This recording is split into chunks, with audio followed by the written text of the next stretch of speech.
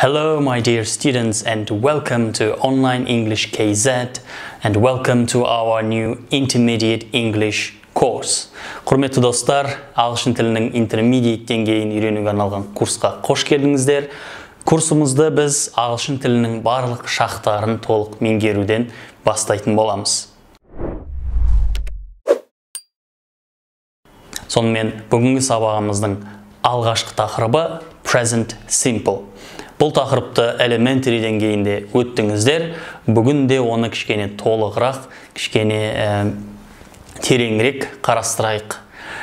Естеріңізде болса, Present Simple'ды қай кезде қолданатын едік? Үнемі немесе белгілі жиілікпен қайталанатын әрекеттер, жағдайлар, оқиғалар туралы айтқанда және жалпы шындық болып табылатын жағдайлар, құбылыстар, оқиғалар туралы айтқанда қолданатын едік. Бірнеше мысал қарастырып өтейік. Doctors treat patients. Дәрігерлер пациенттерді емдейді. Яғни бұл дәрігерлердің үнемі жасайтын әрекеті, және бұл жалпы дәрігерлер туралы шындық факт болып та табылады. Немесе I usually go to bed early. Мен әдетте ерте ұйықтаймын. Бұл да менің белгілі бір жиілікпен үнемі қайталап орындайтын әрекетім. Тағы бір мысал, The earth goes round the sun.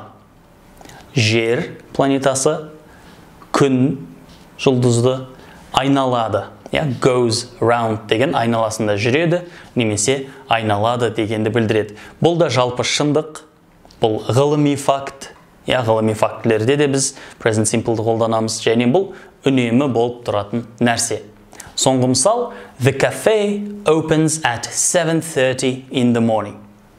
Кафе таңертең сағат 7:30-да ашылады.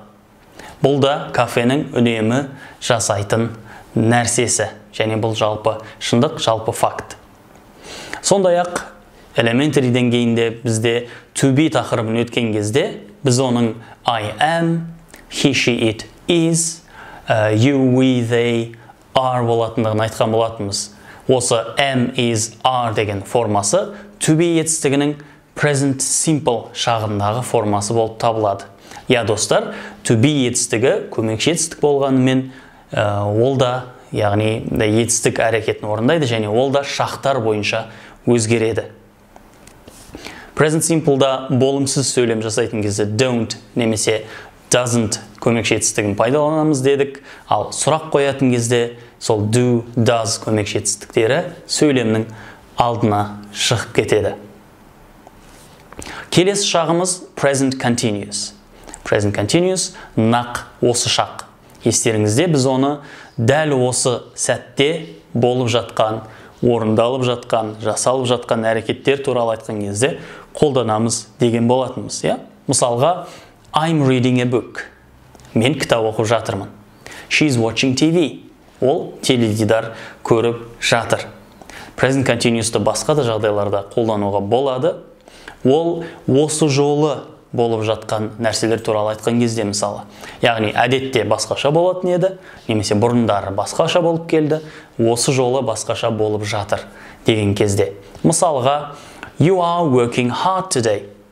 Сен бүгін өте қатты жұмыс істеп жатырсың. You are playing well today. Сен бүгін жақсы ойнап жатырсың. Яғни бұл әдетте болатын нәрсе емес, бүгін осы жолы болып жатқан нәрсе. Немесе Our company is doing better this year. Біздің компаниямыз осы жолы жақсырақ нәтижелер көрсетіп жатыр. Яғни бұған дейін басқаша болып келді, осы жолы, осы жылы басқаша болып жатыр деген мағынада. Сонымен қатар біз present continuous шағын өмірдің осы мерзімінде, қазіргі сәтінде рас болып табылатын, болып жатқан нәрселер туралы айтқан кезде де қолданамыз.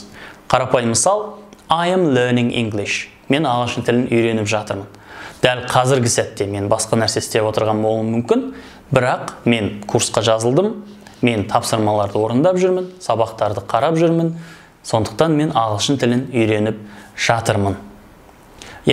Continuous шақтары, достар, негізі қалып шақтары түрінде де сипаттауға болады. Олар to be етістігі және ing жалғанған етістік түрінде жүреді. Алдағы уақытта continuous жақтарының басқа мерзімдерде де пайдалануын қарастыратын боламыз. Present continuous'тың болымсыз формасы мына кестедегідей жасалады, ал сұраулы сөйлем жасаған кезде to be етістігі am, is, are сөйлемнің алдына шығады, мына кестеде көрсетілгендей. Достар, present simple мен present continuous түсінікті болды деп үміттенемін. Одан сайын түсініктірек болу үшін, сіздерге үйреншіктірек болу үшін осы видеоның астындағы жаттығуларды орындаңыздар. Келесі сабақта кездескенше.